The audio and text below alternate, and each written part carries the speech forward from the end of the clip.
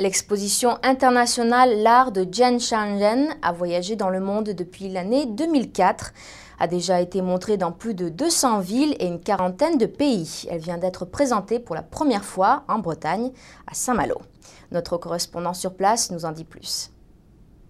Ces œuvres doivent leur existence à l'impulsion du célèbre peintre et sculpteur Zhang Kulun, dans une tentative de mettre fin à l'oppression inhumaine de la paisible pratique du Falun Gong en Chine.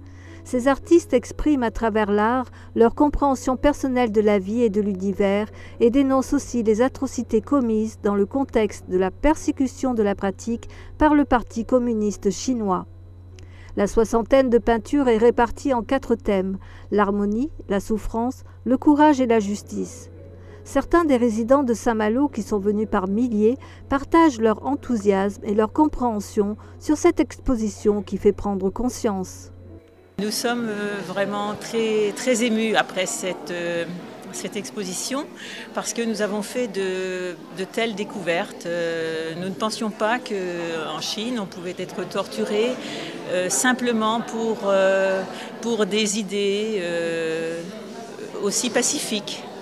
Et pour nous c'est vraiment très émouvant.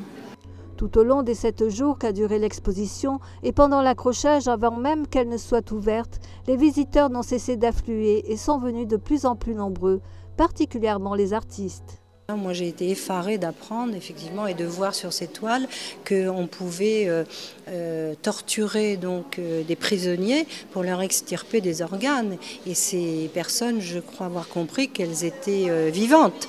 Et je me demande dans quel monde on est, dans quel monde on vit.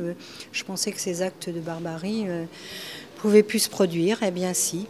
Et à travers cette exposition magnifique, justement, l'artiste nous offre une vitrine remarquable de l'humanité, si on peut dire, déshumanisée.